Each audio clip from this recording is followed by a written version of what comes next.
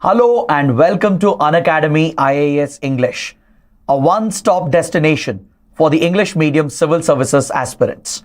A very good morning and welcome to the daily Hindu news analysis. So let's take a look at the topics that we are going to discuss in today's session. From the Delhi edition of the Hindu, I have chosen 8 important articles. There are 4 articles that require a comprehensive analysis as they are important both for prelims and mains. And we have 4 small articles which are important only for the prelims exam. So let's cover all these topics in complete detail so that you don't have to go back and read the newspaper again. If you guys are liking our initiatives, do support us with your likes and comments, and don't forget to subscribe to our channel because we have some exciting initiatives coming up in the month of November. Starting from 4th of November, we are presenting UCAN, Unacademy's Current Affairs Navigator, a current affairs course live on YouTube, which will help you cover the current affairs of all the subjects. And the best part is that these sessions will be conducted by our subject experts. Unlike other institutions where one teacher teaches current affairs from all subjects, we have a very different approach to cover current affairs. To help you simplify your current affairs preparation, we will ensure that the respective faculties from each subject will be taking up these current affairs sessions. What is the timing of these sessions? Monday to Thursday, 8 p.m. to 10 p.m. So every Monday to Thursday throughout the month of November. So basically 15 sessions of current affairs. 15 sessions of current affairs in the month of November 2024 to help you cover the current affairs of all the important subjects.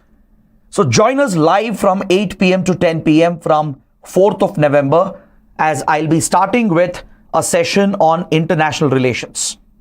In these sessions, we cover current affairs from multiple sources, not just Hindu and other important newspapers, but even from important magazines, journals, and other sources. So UCAN will be the one-stop destination for your current affairs needs. Now, some of you might have a question. What is the fees for this program? There is a fees for this program. The fees is through your likes and comments, and that's why I asked you to subscribe to our channel. This is an absolutely free initiative.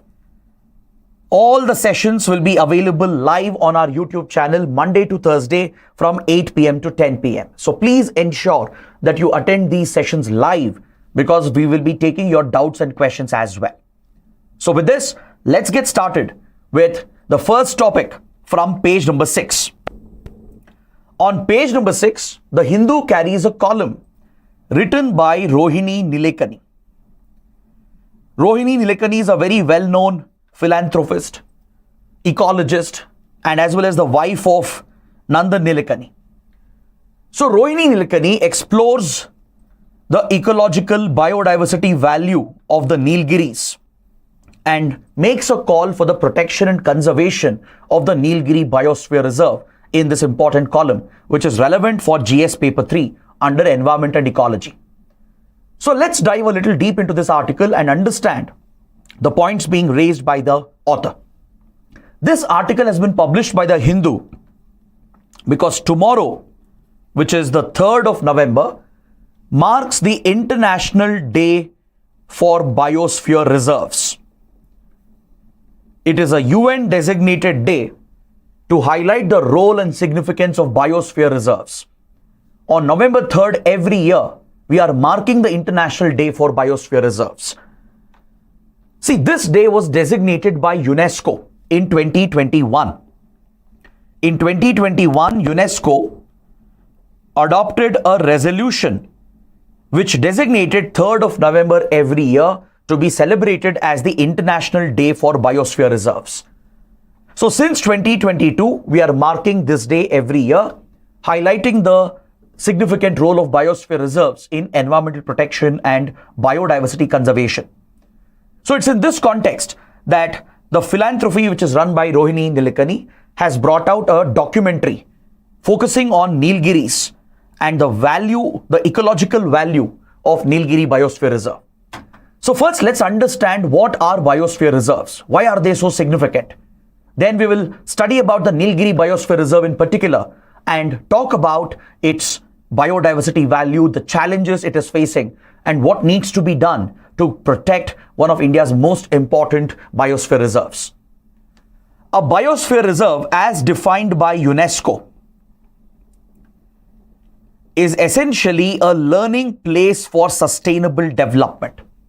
So it is obviously a protected area, like a national park, a tiger reserve, or a wildlife sanctuary. A biosphere reserve is a protected area, much larger in size compared to your national parks and sanctuaries and wildlife reserves. So this protected area, which adopts the UNESCO model of conservation, provides the best learning place to understand sustainable development, to bring the community together and allow the community to play a big role in conservation, to support the local economy on which the local community will be dependent upon, while ensuring that these economic activities, human activities, doesn't impact the local environment. The idea is to create a sustainable link between the man and the biosphere. So biosphere reserves can be terrestrial ecosystems, or it can even be marine and coastal ecosystems. So under this model of conservation, the core buffer transition model is implemented. The core buffer strategy of conservation will be implemented. This is a model pioneered by UNESCO, which has been adopted by national governments around the world. So in the core buffer model of conservation, once a biosphere is designated by a national government, by a country, a core zone is identified which forms the core habitat. So in the core zone, human activities are more or less prohibited. All human activities are prohibited unless there is an exemption. Unless there is an exception which is made, all human activities are completely prohibited in the core area. So be it tourism, adventure activities, economic activities, and as well as human settlements which might be present in the core area, they may be rehabilitated, they may be relocated out of the core zone.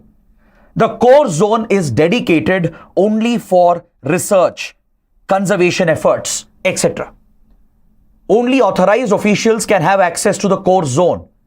The forest officials, environmental activists, researchers, only they will be given access to the core protected area where all human activities are completely prohibited. Even existing tribal human settlements are relocated and they are settled in the outer core areas or the buffer transition areas. Next to the core zone, you have the buffer transition zone. In the buffer zone, a limited set of economic activities are allowed. For example, ecotourism will be allowed because ecotourism will bring in revenue and support livelihood for the local communities as well. And this creates an incentive for the locals to protect nature, to protect the ecosystems. And also those who visit these areas which are rich in biodiversity, they will get inspired, they'll get motivated to protect wildlife and nature. So ecotourism serves a conservation purpose. So this is allowed in buffer zone and human settlements are also allowed. Especially the forest dwelling tribes, indigenous communities which might be relocated from the core areas.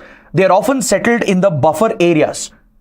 And this forms the local community, the indigenous community, which works with the forest department and the environment organizations to conserve the core areas and the habitat and the biodiversity. And next to that, you have a transition zone. The buffer and transition zone will absorb the shocks of urbanization.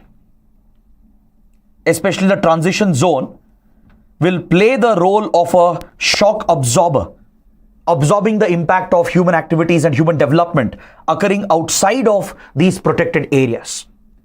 So this model of conservation, when it is implemented in a protected area, such a protected area can be designated as a biosphere reserve as per UNESCO standards. UNESCO even launched a program back in 1973-74 known as the Man and Biosphere Program. India is an active participant in the Man and Biosphere Program, which focuses on connecting the local community with the ecosystem, with the protected area. So there's a lot of focus under biosphere reserves to involve the local community to protect their livelihoods, ensure that conservation efforts are sustainable socially, culturally, economically. It will allow for certain economic activities, regulates few economic activities, and prohibits certain economic activities.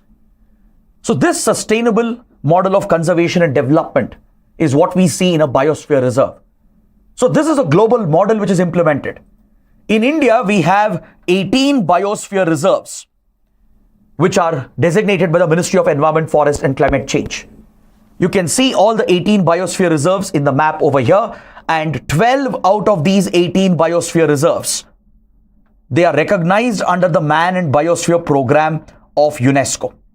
So please take a look at this list. Out of the 18 biosphere reserves that we have, 12 of them are designated under the UNESCO's Man and Biosphere Program. Now let's look at the Nilgiri Biosphere Reserve, which happens to be the very first biosphere reserve in the country. This was the first biosphere reserve recognized in India back in 1986, and it is part of UNESCO's MAB program, the Man and Biosphere Reserve Program. The Nilgiri Biosphere Reserve is one of the most unique, biodiverse, rich ecosystems in the country. It's also one of the most well-protected ecosystems in the country. It stretches over more than 5,500 square kilometers across 3 states. It is located at the tri-junction of Karnataka, Kerala and Tamil Nadu. It comprises of multiple protected areas. For example, Bandipur Tiger Reserve and National Park and Naga Tiger Reserve and National Park in Karnataka. The Wayanad Wildlife Sanctuary in Kerala, Mudumalai National Park and Tiger Reserve and Mukurthi National Park in Tamil Nadu, including popular places like Masingudi and hill stations like Ooty, Kunur, Kotagiri, and even Satyamangalam Wildlife Sanctuary, which is a tiger reserve that links the western and eastern Ghats. So all these critical habitats are part of the larger Nilgiri Biosphere Reserve, which is one of the most important ecosystems in the country. Today, the Nilgiri ranges houses one of the largest number of elephants, tigers, the Indian bison, and many other species, and some of them are endemic. There are few indigenous native species found only here in the Nilgiris, which can't be found anywhere else in the world.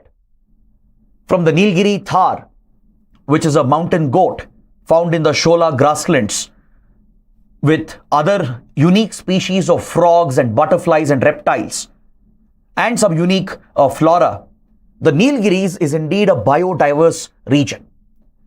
So here, if you have ever visited the region, what you come across in the Nilgiris is, of course, large-scale human activity, which is posing a big challenge today. There are many native communities, including indigenous tribes. Also, don't forget, geologically, the Nilgiri Ranges is one of the oldest geological systems in the country. It dates back to millions of years. Also a very stable region as well. And it has some notable locations like Dodda Betta, the highest peak in the Nilgiris, to deep gorges and multiple rivers. So it is a very diverse ecosystem. And this is where indigenous tribes are found from several centuries. Tribes like the Irula community, the Toda community, the Kuruba community, the Jenu Kuruba especially, the honey collectors, the Jenu Kuruba community, all these indigenous native tribes, they call Nilgiris their home from centuries together. They have traditional indigenous knowledge. They have played a role in conservation of the ecosystem here. Their livelihoods are dependent on the well-being of the Nilgiri Biosphere Reserve. In this critical ecosystem, the British cultivated tea plantations. Today, if you ever go to hill stations like Ooty, Kunur, or even towards the parts of Western Ghats towards Kerala, which is an extension of the Nilgiris, you find enormous tea plantations, which is a thriving business opportunity over here. So this is what represents the economic activities in the region. Today, farmers as well in the region are carrying out large-scale agriculture, especially plantation crops, commercial crops. from spices to rubber to tea and coffee, is widely cultivated across the region. Plus, there is a very vibrant tourism industry. Given the rich biodiversity of the region, the unique species present over here, the ecotourism, the number of resorts and homestays, and the hill stations like Ooty, Kunur, it's a very popular tourist destination. You might have even seen visuals on social media, how the entire route gets clogged with traffic whenever there is a long weekend. So this has become the reality of the Nilgiris today. And that is the risk, the concern that the writer is highlighting. The writer is not against ecotourism. The writer is not against sustainable economic activities. But the writer is essentially calling upon greater awareness amongst the tourists, amongst the outsiders, to help the local community to conserve this unique ecosystem. The writer says that today social media technology has helped in spreading awareness, especially about environmental threats or man-animal conflicts. When these videos and photos are posted by the local people and the tourists, there is greater awareness about a region. So this actually helps more people to get involved, to get excited about the wonder of nature and to play a role in conserving and protecting nature. So this is good in a way, but the increase in tourism, which has reached unsustainable levels, and the large-scale commercial-scale agriculture which is going on, represents a direct threat to the sensitive ecology of the Nilgiris. For example, today the farmers here are using extensive fertilizers, chemical fertilizers, which is getting leached into the water bodies which otherwise were pristine. Fertilizer excessive consumption and usage here is directly contributing to pollution, water pollution, and it's affecting soil fertility. And the large plantations which are present, run by different big companies, also represents a major concern. Even though they support livelihoods, even though they are vital for the local economy, they do represent a concern because unregulated activities, large-scale agricultural activities, could pose the most significant threat to the ecosystem over here.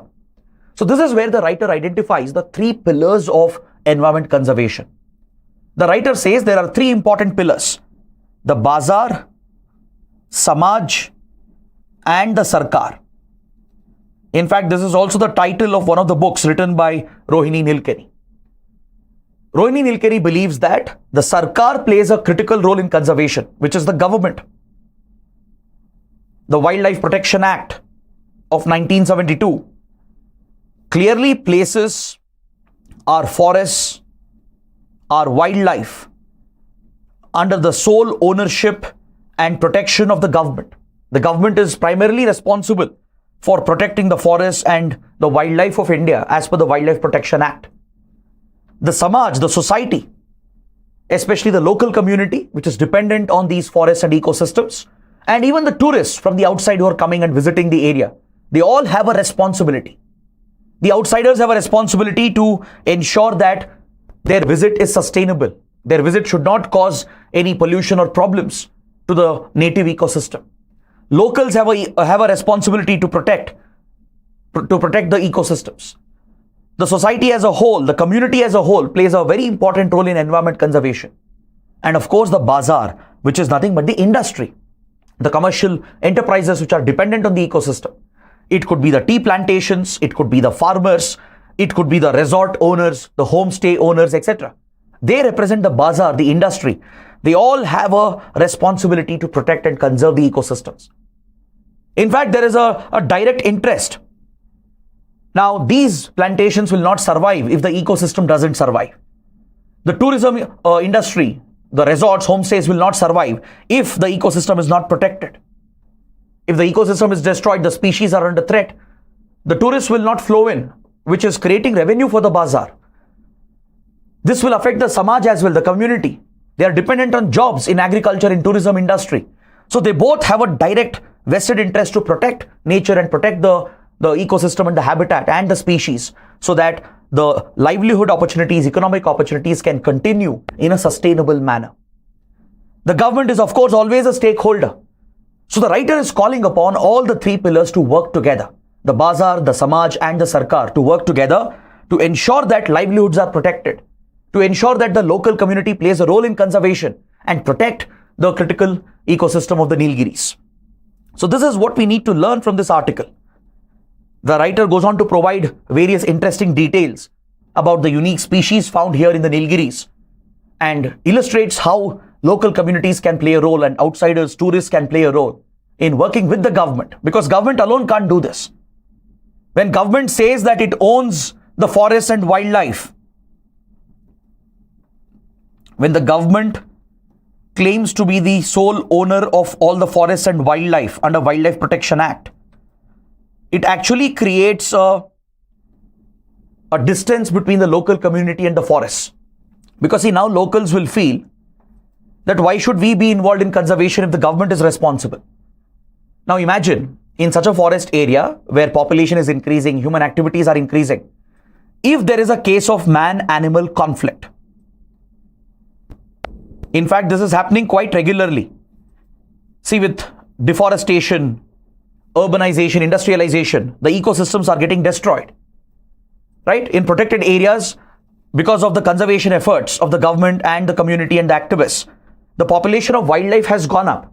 The number of elephants has increased. The number of tigers has gone up. Number of leopards, sloth bears has increased.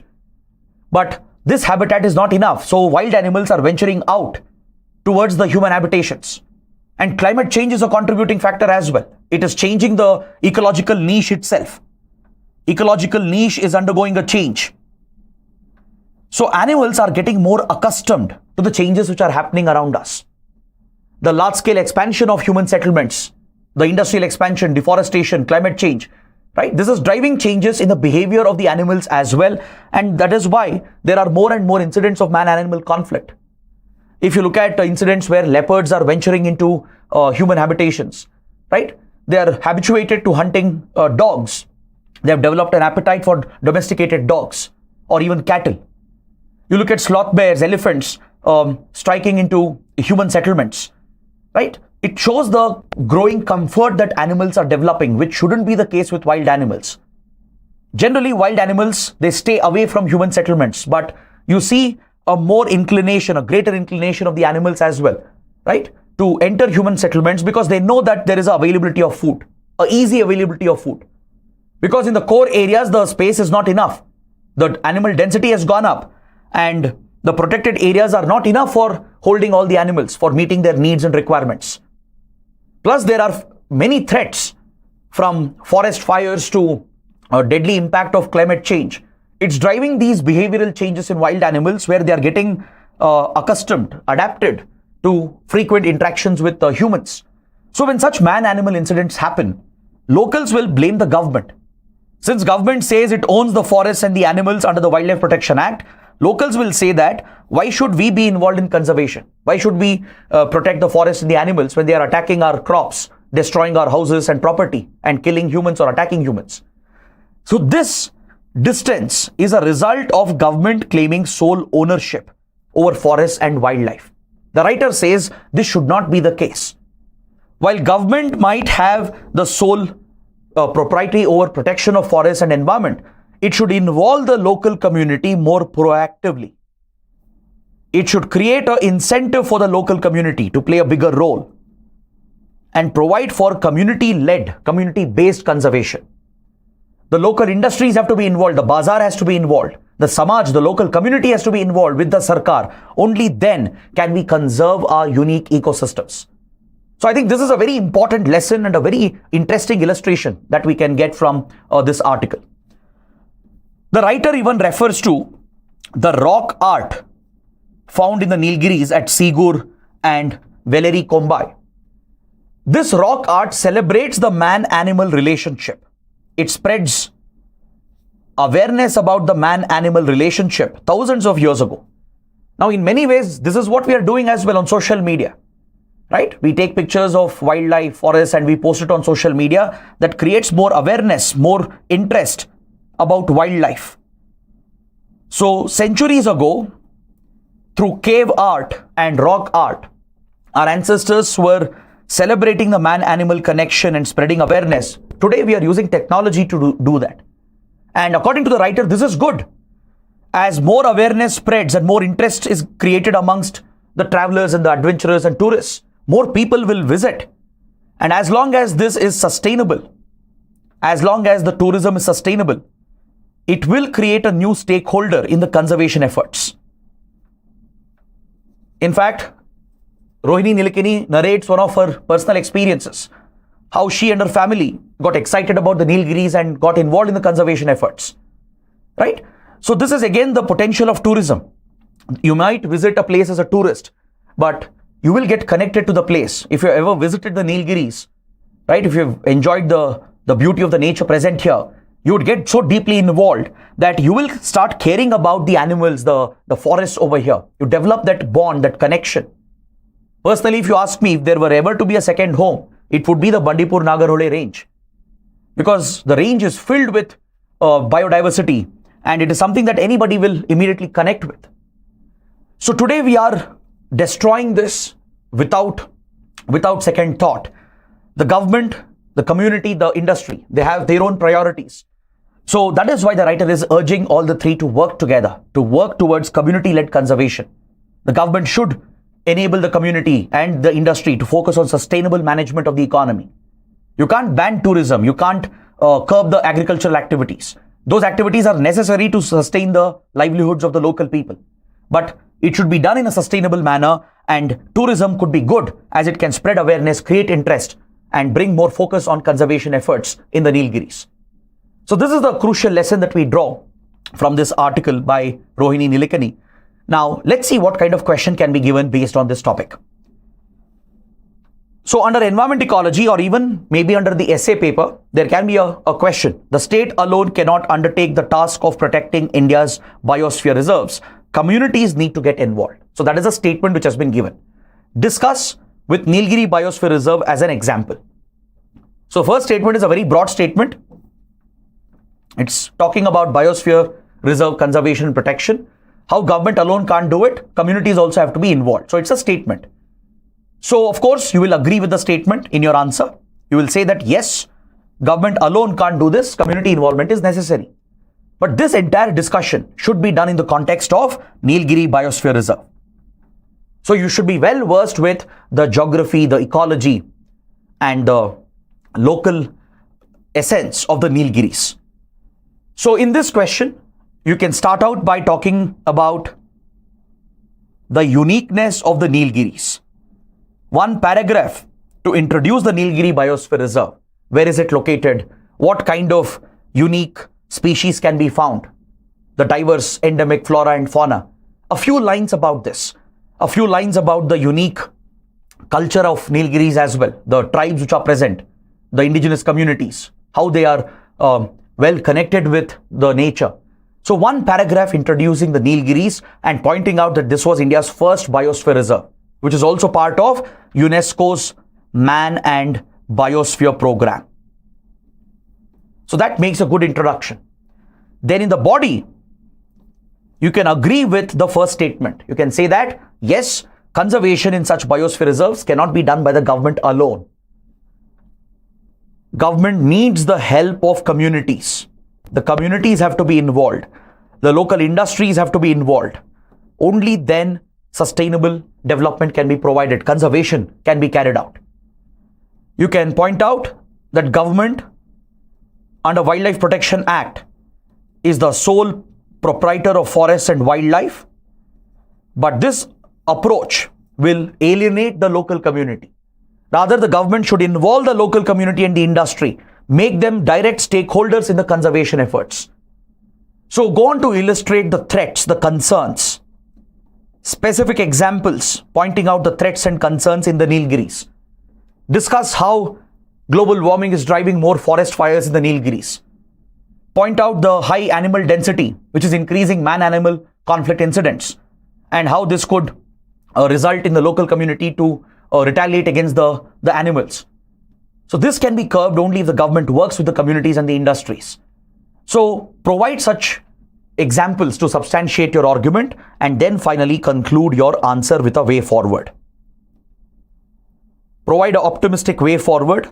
Point out why biosphere reserves are crucial in conservation efforts, right? And you can give a specific conclusion related to the Nilgiris or in general to biosphere reserve conservation, right? Something optimistic, something as a suggestion, as a way forward from your side. So you can get a little creative, suggest from your end as to how the communities can be made to work with the government, right? Something on those lines, and that would make for a good structured answer. Now, before I proceed with the next article, please let me know if you have any questions, any doubts related to this topic. A student is asking, sir, yesterday current affairs video was not uploaded. Yes, I already announced day before yesterday that 1st of November would be a holiday, right? We wouldn't have the Hindu analysis yesterday on the account of the Diwali festival because the Hindu doesn't publish the newspaper the day after Diwali. So yesterday we didn't have the Hindu analysis.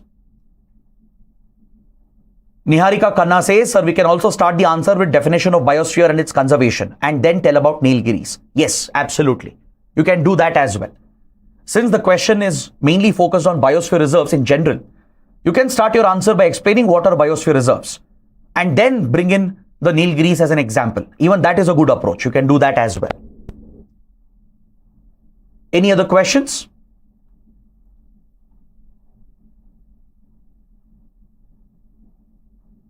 UCAN is available on YouTube now. Yes, from this month onwards, UCAN will be available on YouTube, Monday to Thursday, 8 p.m. to 10 p.m.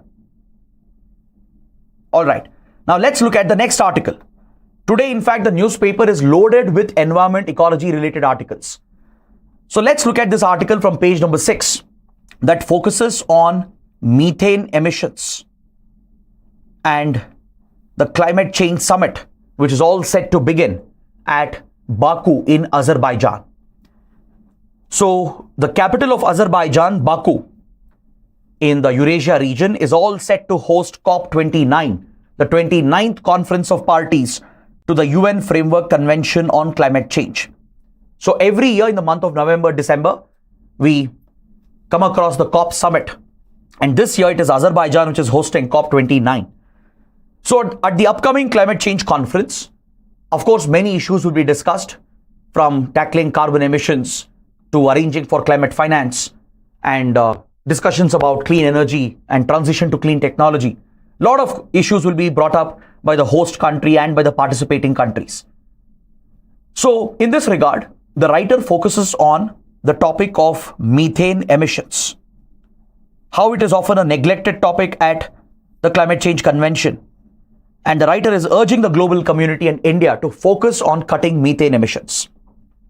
So before we discuss this topic, I would like to point out that this year's COP summit, the Conference of Parties number 29, is being dubbed as the Finance COP. Experts are already labeling it as Finance COP because one of the core issues which will be discussed would be the new global climate finance goal. There's a lot of anticipation and expectation that at Baku during COP29, the countries are going to announce a new global climate finance deal, which has been tentatively named as the New Collective Quantified Goal, NCQG. The main focus of the upcoming climate change summit would be to work out climate finance, where developed countries, industrialized nations which are responsible for historical emissions, can provide for more finance to the developing and underdeveloped countries and small island states so that they can adapt to climate change, mitigate the impact of climate change. There's a lot of expectation surrounding NCQG, New Collective Quantified Goal, which would be a finance goal, a finance target, which might be adopted, which could push the developed countries to provide a streamlined finance to the developing underdeveloped countries. So that's why COP29 is also being labeled as the Finance COP. Now let's understand why the writer is so focused on methane emissions. When you look at greenhouse gas emissions, there are several greenhouse gases which contributes to global warming. Most of us are single-handedly obsessed and focused upon just carbon dioxide.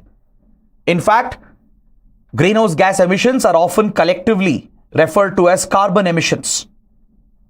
It has even become like a generic word to refer to all greenhouse gas emissions collectively as carbon emissions. This is quite misleading because other than carbon-based emissions, there are many other emissions which are much more dangerous, which have a much higher global warming potential compared to carbon dioxide. And one of the deadliest greenhouse gas is methane. Now, can you let me know in the comments which are the other greenhouse gases and arrange the greenhouse gases in the descending order of its global warming potential. Take this as a small exercise. Can you mention in the comments all the greenhouse gases and arrange them in the descending order of its global warming potential? Global warming potential is a metric. Essentially, it compares a greenhouse gas and draws a comparison with carbon dioxide with regard to its warming potential. For example, one molecule of CO2 over a certain period of time can contribute to this much of warming. Now, compared to this, one molecule of another greenhouse gas will contribute to this amount of global warming. So that comparison is essentially global warming potential. So methane over a 100-year timeline, let's say I take one molecule of methane, right? And I take one molecule of CO2. And over a 100-year timeline, a century's timeline, if both are present in the atmosphere, methane would have contributed 28 times more than carbon dioxide to the heating of the atmosphere. This is global warming potential. Methane has a GWP which is 28 times more than CO2 over a century timeline, over a 100-year timeline. And if I look at the short term effect, let's say in a 20-year period, methane is 84 times more potent than CO2. 84 times more potent than CO2 in the short term. So within the short term, methane is probably the deadliest greenhouse gas, one of the deadliest. According to studies by Intergovernmental Panel on Climate Change, methane emissions have historically accounted for 30% of the total global warming that we have experienced. Almost 30% of global warming is attributed to methane emissions. So this highlights why it is important to tackle methane emissions. We should not just be obsessed with CO2 emissions. We should focus on methane emissions as well. So the question is, what are the different sources of methane emissions? There are few natural sources as well. For example, wetlands, forests, right? Few animals, they contribute to methane emissions. Even volcanic eruptions can release methane and methane related emissions. But natural emissions are not mainly responsible for global warming, the climate change that we are witnessing. It is driven by anthropogenic sources. Human activities are directly responsible for large-scale methane emissions which are occurring. For example, urban landfills. Urban landfills, where all the solid waste, urban waste is dumped in an unscientific manner, where the waste partially decomposes, where fires are quite common. This releases massive quantities of methane, especially in our cities where urban landfills are present, right? There are dedicated satellites today which can track methane emissions. So studies have shown in cities like Mumbai, Delhi, one of the main contributor of emissions would be methane emissions from the landfills present around them. Then also rice cultivation. Agriculture is a primary contributor. Rice cultivation, because paddy fields are like artificial wetlands. So in wetlands where decomposition is taking place, where there is constant stagnation of water, there is methane production which happens. So just like natural wetlands produce methane, even artificial wetlands like a paddy field, right, will be a main source of methane emission. Then livestock, the ruminant category of cattle, cows, buffaloes, etc., right? They are mainly responsible for large-scale methane emissions. The dairy industry, animal husbandry industry, the ruminant category of cattle, right? They consume a unique diet which is not easily digested. So the animals usually have a practice of regurgitating the food for further mastication and digestion. So essentially they burp, they release a lot of methane emissions even through their excretion process, and this is one of the significant contributors to global warming. There are few industrial processes as well which contribute to methane emissions, but it is a very small percentage. The oil and gas industry, the energy industry essentially, oil and gas industry is also responsible for methane emissions. Oil refining and the combustion of fossil fuels also contributes to methane emissions, right? Then finally you have other industrial processes. But the biggest challenge is coming from agriculture. unsustainable rice cultivation, livestock farming, and waste management, unscientific waste management in our cities, where waste is being dumped in landfills, and these landfills become essentially the primary source of methane emissions. For example, you might remember recently near Delhi, where there is a massive landfill, there was a fire which was caught because all kinds of materials present. Under excess heat, the landfill will easily catch fire. This deadly fire, which burnt for several days, released a lot of particulate matter polluting the air around Delhi. And one of the main pollutants, emission was methane emissions, right, which hovered around for a long time and significantly contributed to increase in temperature around the Delhi NCR region. So it is very essential to combat the sources of methane emission and to cut down methane emissions, especially since we are going to miss the Paris Agreement targets. It very clearly appears that we are unlikely to achieve the Paris Agreement goals. Under the Paris Agreement of 2015, the world had committed to keep the global rise in temperatures under 2 degrees Celsius and if possible under 1.5 degrees Celsius. But it's highly unlikely that we are going to achieve the target. So given that short-term global warming is becoming a major hazard, which is increasing extreme weather events, contributing to more fires and floods and cyclones and various disasters, it is of great priority to address emissions in the short term as well. We may bring down carbon emissions in the long run, maybe in the next 40, 50 years, or by the end of the century, we might see some progress with regard to reducing carbon emissions, the CO2 emissions. But tackling methane emissions in the short term could have a multiplier effect. If you have to keep the global rise in temperature within manageable limits and allow human civilization to still survive, then tackling methane emissions is absolutely critical. And the writer is 100% correct in urging the top 3 emitters to curb their methane emissions. So which are the top 3 emitters of methane? Which are the top 3 countries? Let's take a look.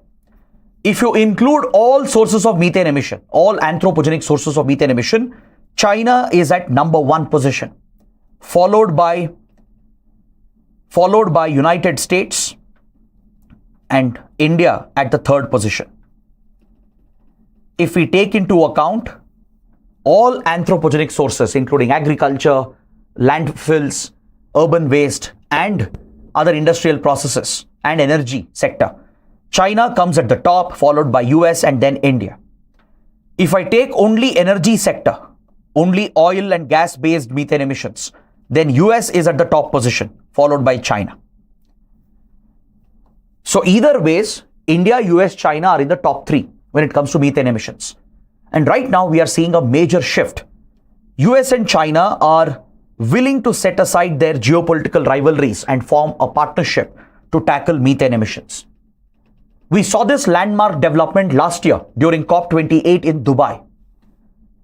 Last year, when UAE hosted the climate change summit at Dubai, US and China announced an initiative with UAE to combat methane emissions together. As the top 2 emitters of methane, the 2 major global powers have come together to form a partnership, a diplomatic alliance to counter methane emissions. Now, this is a great opportunity for India. The writer says India should leverage this partnership of US and China. We should work with them to secure finance and technology and to build our capacity to transition away from methane-based activities, to reduce methane emissions through various interventions, right? So let's see what kind of interventions can be done. For example, if you look at India's methane emissions report, India brought out the 3rd biennial update report, which we have submitted to the Climate Change Convention to show our progress under the Paris Agreement goals. To establish India's progress under the Paris targets, right? India has announced some ambitious targets. We have committed to reduce carbon emissions intensity by 2030. We have committed to install 500 gigawatts of clean renewable energy and ensure half of our energy sources comes from clean sources. We have commitments on deforestation and afforestation, right, to increase our carbon sink. We have a net zero goal by 2070. So regarding this, we provide frequent updates regarding India's progress. So according to this report, agriculture is the biggest source from India. 74% of our methane emissions is coming from agriculture. So this includes rice cultivation and livestock farming. So cumulatively, agriculture industry is contributing to 74% of our methane emissions, which makes us the third largest emitter of methane. This is followed by waste, urban waste, solid waste in landfills at 14%. Energy sector, oil, gas industry for another 11%. Industrial processes at around just 1%. So for us, that is for India, for a developing country like India, the bigger concern is agriculture-based sources of methane. That is rice cultivation and livestock farming. Even for China, this is the same concern. In China, there is more methane emissions coming from waste sector, energy and industrial processes, but agriculture still remains the primary contributor in China as well. That is not the case with US. If you look at US, most of its methane emissions is coming from energy sector and waste sector and from industrial processes because it's an industrialized country. So India, China have a common ground. As developing nations, our agriculture will continue to remain a bigger contributor to methane emissions. So whatever measures we take to restrict methane emissions will affect our farmers. It will directly affect the rural economy, the agrarian sector. That is why the government of India is a little hesitant to make global commitments on methane emissions. That's why we haven't joined the global methane pledge that was announced last year by US and European Union. At COP28 in Dubai, US and EU, which are major emitters of methane, they announced a global methane pledge, which aims to bring down methane emissions by 30% by the end of the decade compared to 2020 levels. This is an important global commitment by the industrialized nations. So India has a lot to gain if we can leverage the diplomatic relations with US and European countries and China. We can also be part of their partnerships, get some finance from them, get some technology from them, and get better practices from them so that we can shift away from these practices and bring down our own methane emissions. So India will have to build its capacity, and for that we need finance and technology, and US and China can provide that. So waste management is one sector where US and China and even European countries can play a pivotal role in assisting India. For example, if you look at India-US relations, India-Germany relations, India's ties with many European countries, there is focus on climate change cooperation and even waste management, which includes landfill management. With right technologies and processes from US and European Union, we can ensure that our urban landfills are scientifically managed. We can ensure that the solid waste being produced in the country is scientifically managed, and thus we can significantly bring down methane emissions. Right? For this, we will need funds. We can have American investors, European investors investing in the waste sector in India to promote recycling and reuse, to reduce wastage and unscientific disposal of waste, then to streamline the waste management industry and to ensure that the waste which is being generated is processed and the emissions coming out of it is minimized. The landfills will have to be scientifically managed. This is where China can also help India. Even in agriculture sector, with regard to rice cultivation, there are better methods, better sustainable practices which are present. India can adopt those methods of farming. Right? With regard to livestock as well, if you change the fodder which is provided to the cattle, right, the emissions will go down as well. So all these changes can be introduced, and India is already working on such initiatives on its own. Domestically, we are already having certain programs, certain dedicated schemes to achieve a reduction in methane emissions.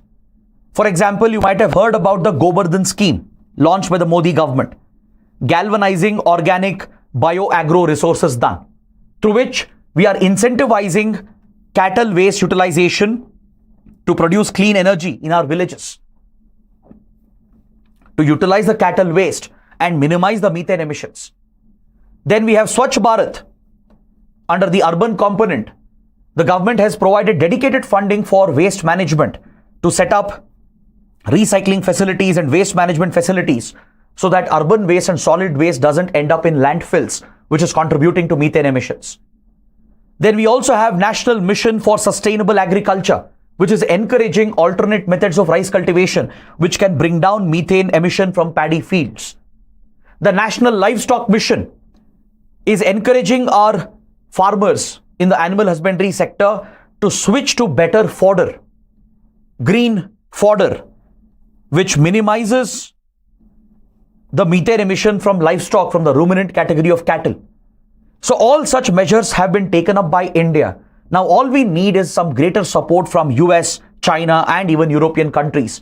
And that is why the writer believes that US-China partnership on methane has great potential for India. As the top three emitters, if they work together, they can single-handedly bring down global methane emissions in the short term, which will have a significant impact, a multiplier effect on our fight against climate change. Since CO2 emissions will take more time to bring down and replace, reducing methane emissions will have a bigger effect. Given its higher global warming potential, there is a great opportunity for India. At least 14% of methane emissions coming from the waste sector can be managed with better scientific management of waste. The 74% emissions coming from agriculture sector can be brought down significantly. As I told you today, we have dedicated satellites that can monitor methane emissions. We can have real-time updates, regular periodic updates on methane emissions, right? Which can point out the regions and the industries responsible. And if we get finance and technology from US, China and others, India can make a big progress in bringing down methane emissions in the country. So that is what we learn from this important article. Why it is relevant to tackle methane emissions, right? So please take up a practice question based on this. Highlight the role of methane as a greenhouse gas and discuss India's measures to combat the same. So please try to write an answer to this question and don't forget the assignment I gave you. List out all the greenhouse gases and arrange them in the descending order of its global warming potential. Now coming to the next article, again from Environment Ecology, related to COP16. Currently there is a COP16 going on, the 16th Conference of Parties to the Convention on Biological Diversity. It's being hosted by Colombia in Cali. In Cali, Colombia, COP16 of Convention on Biological Diversity is being held. So at this important conference, India, which is a major participant, has spelt out the finance needs of India. See, when it comes to biodiversity conservation as well, finance is the most critical element. Just like finance is crucial for switching to clean energy, clean technology to reduce emissions under Climate Change Convention. Similarly, for biodiversity conservation under CBD, finance is equally important for developing nations like India. India has submitted to COP16 that we have spent almost 32,000 crores on biodiversity conservation between 2018 to 2022. In this 4-year period, the government of India, at all the levels, at national, state and local levels, collectively we have spent 32,000 crores on biodiversity conservation to achieve the goals of CBD. India has also submitted that for the next period, from 2025 to 2030, for the next 5 years, India might require around 82,000 crores approximately for biodiversity conservation, meaning our budget for biodiversity conservation will see a significant jump. And the government alone cannot raise these resources. We will need financial assistance from other countries. That is the point India is making. See, last year during the Kunming-Montreal Biodiversity Framework, the Global Biodiversity Framework was adopted. The Global Biodiversity Framework was adopted last year. So under this, the 30 by 30 goal was adopted by the CBD member countries. I think I've discussed this point several times in previous sessions as well. During the last year's COP15, with regard to Global Convention on Biological Diversity, the Kunming-Montreal Global Biodiversity Framework was adopted that provides for a 30 by 30 target, where countries have pledged to restore and reverse the biodiversity damage which has happened and ensure that we recover 30% of the land area and the sea area from degradation by 2030. This is a global target which has been set as part of Global Biodiversity Framework, also called the Kunming-Montreal Biodiversity Framework. The countries are working towards recovering at least 30% of the land which has been degraded, 30% of the sea area which has been degraded by 2030. And this is a major conservation goal under the CBD, under the Convention on Biological Diversity. To achieve this target, countries are striving towards it, including India. And India has said we need 82,000 crores in finance. Of course, Government of India will be able to mobilize some of the resources. But for the rest, we may need global financing. We will need other countries to step up, provide financing, technology and capacity building to developing underdeveloped countries. So this is the point, the pitch raised by Indian representatives at COP16, which is being held in Cali, Colombia. So let's wait for some more days. We will have more detailed articles on this topic, on CBD as well and Climate Change Convention as well. So then we can have a more elaborate discussion on the developments at Cali and as well as at Baku. Coming to another article on page 10 related to Naga insurgency and the Naga peace process, which is an ongoing peace process. See, Naga insurgency is one of the oldest insurgencies in the country. Naga insurgency broke out even before India's independence. Right before India's independence, the Naga armed groups under Naga National Council, they declared a war against India and started a separatist movement. And since then, Naga insurgency has been raging. In 1980s, new Naga insurgent groups were born like NSCN, the Naga Socialist Council of Nagaland, the Nationalist Socialist Council of Nagaland, which has led the insurgency against Indian state from several decades. It has even split into different factions over the years.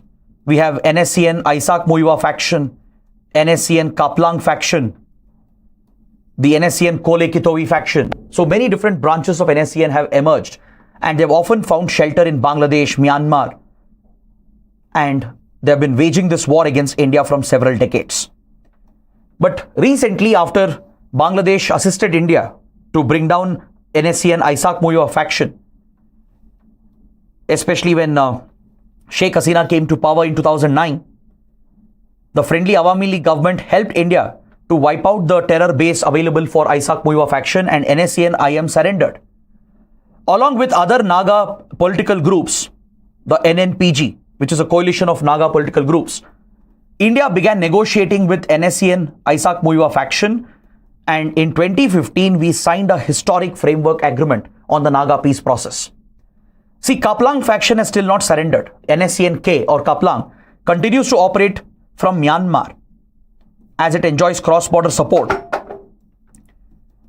From other Naga groups, the subgroups of Nagas in Myanmar, and reportedly even China plays a role in backing the NSCN Kaplang through Myanmar. The threat remains from this outfit. It has not surrendered. Its insurgent war continues against India. But since Isaac Muiwa faction had surrendered, agreed for a ceasefire, and other Naga political groups were also willing to negotiate, in 2015 we signed a historic framework agreement on the Naga peace process. This was a big breakthrough for the Modi government, the framework agreement on the Naga peace process. But this has been going on from a long time. We still haven't achieved a final peace accord. There have been multiple differences between the government and the Naga outfits. So the Isaac Muiwa faction, which is an insurgent group, it has raised a demand for a separate flag, a separate constitution, and these demands are seen as unreasonable by the government of India. To lead the peace talks, under the framework agreement of 2015, the government had appointed R.N. Ravi as the special envoy, as the interlocutor, and R.N. Ravi was even made the governor of Nagaland to facilitate the peace process. So R.N. Ravi was from the Intelligence Bureau, a career intelligence officer from the Indian Police Service, a specialist in Northeast insurgency. So given his expertise, he was appointed as the interlocutor and made the governor of Nagaland. So between R.N. Ravi and NSCN Isaac Muiwa faction, differences came up over the demand for a separate flag and a separate constitution. Given that the Modi government has not tolerated a separate flag and separate constitution under Article 370 for Jammu and Kashmir, which was eventually revoked, the same provision could not be extended to the Naga areas. This demand was politically unsustainable, and the interlocutor ruled out the provision of a separate flag and a separate constitution. This had led to a standoff between RN Ravi and NSE and Isaac Muiwa faction over the years. In fact, NSE and Isaac Muiwa faction demanded the government to remove RN Ravi and replace him with another interlocutor. RN Ravi went public and wrote an editorial in The Hindu accusing NSE and IM of being a criminal gang and still extorting money from the people.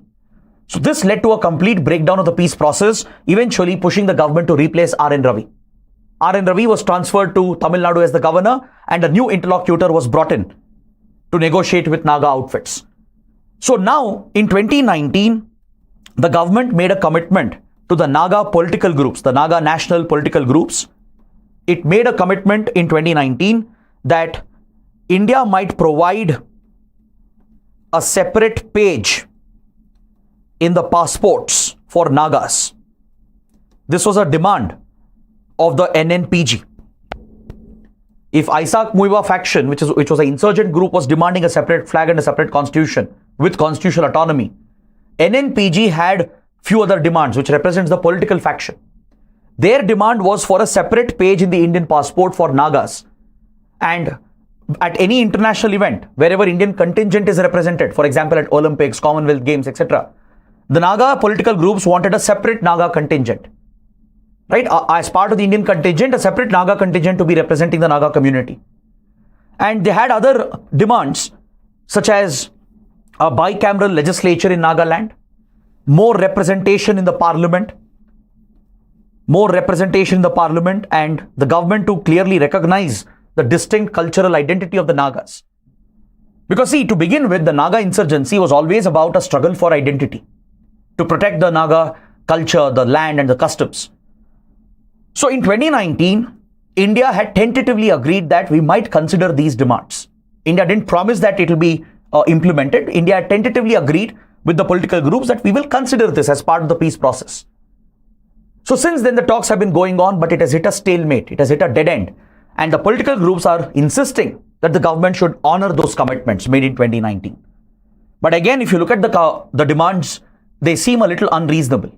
Asking for a separate page in the Indian passport, asking for a separate Naga contingent whenever Indian teams are represented at international events. These are unreasonable demands which goes against the unity and integrity of the nation. So since the government can't agree to such demands, the peace process has again hit a dead end. It has not been progressing. It's been almost 9 years since the framework agreement was signed. Isaac Muiwa faction is still insisting on separate flag and separate constitution. The political groups are now insisting on these demands which I mentioned.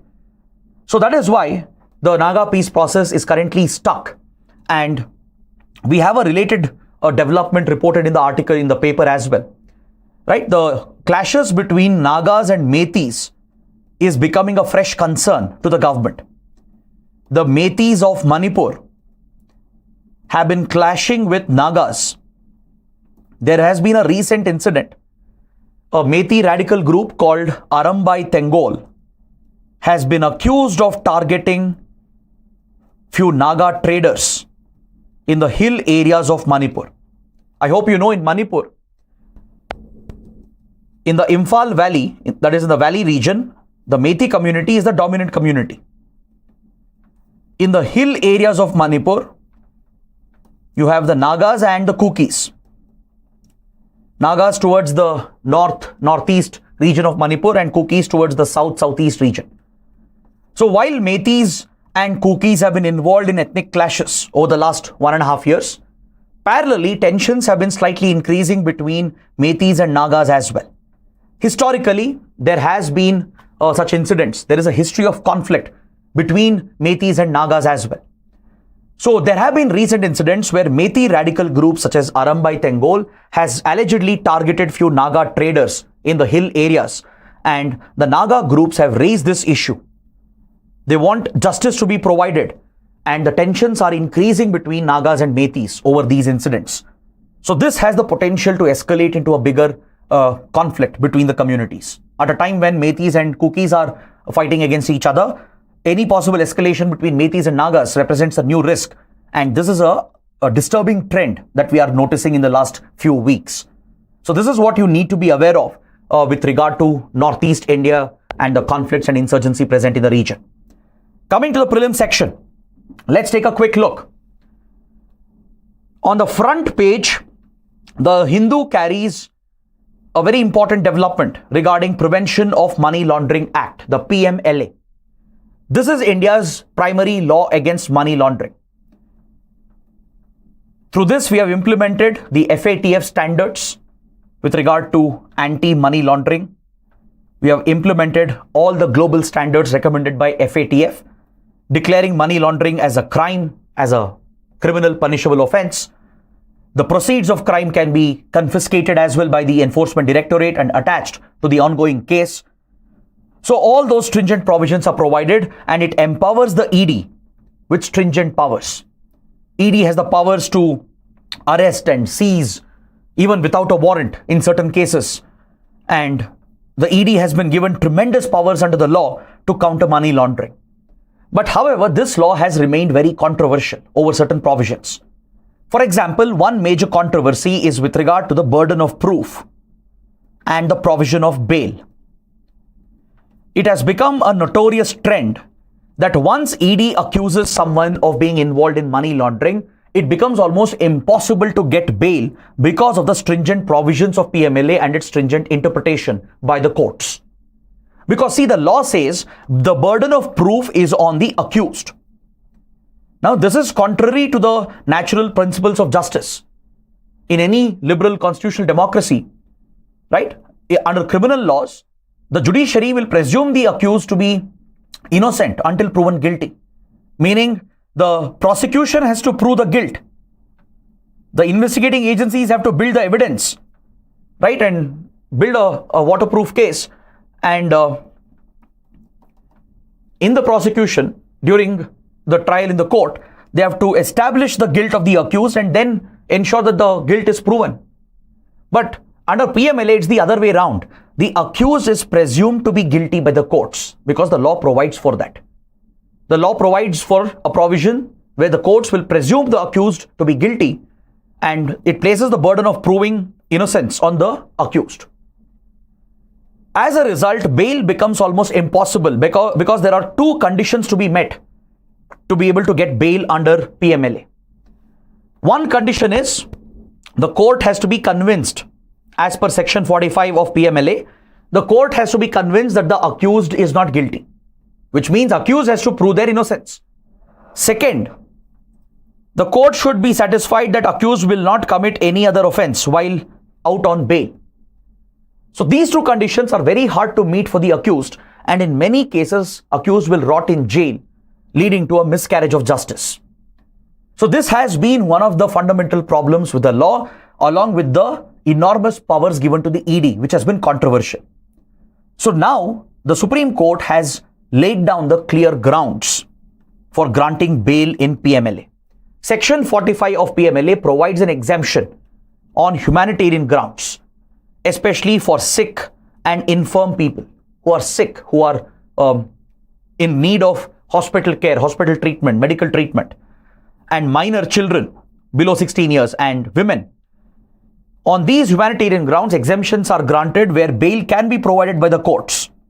But currently, courts were getting constrained when it comes to granting bail under PMLA because of the twin conditions. One, the courts would have presumed the accused is guilty. So accused has to prove that they are innocent. At least they have to give a sense of innocence through some proof and evidence. And court should believe that they will not go and commit another crime. Given these strict conditions, the courts were denying bail repeatedly, even on humanitarian grounds. Hence, the Supreme Court has provided this interpretation of Section 45, laying down the grounds for bail clearly under PMLA cases. It has clearly pointed out that in cases where humanitarian consideration has to be considered, women, minor children, sick, infirm people are involved in the case, right? Granting bail should be the norm as laid down by the Supreme Court's judgment. Is that clear? So this interpretation will bring more clarity to Section 45 of PMLA and makes it easier, at least on humanitarian grounds, for the accused to get bail. Next, on page 2, we have an article highlighting the deadly situation in Delhi NCR region. Because as we have been discussing in other sessions, Delhi NCR region faces a serious air pollution problem, almost emergency-like condition with regard to the air quality. And There's a reason why there is a ban on firecrackers in northern parts of India. It's a Supreme Court implemented ban, but unfortunately during Diwali, all the norms are thrown into air. The people don't follow the restriction, the authorities don't enforce the restriction. And as always, in the name of celebrating the festival, people have bursted firecrackers at will, leading to a drastic drop in air quality in the Delhi NCR region. See, this is more about common sense than about religious sensitivity. Yes, celebrating festivals is important. Bursting crackers is part of the tradition, there's no doubt about it.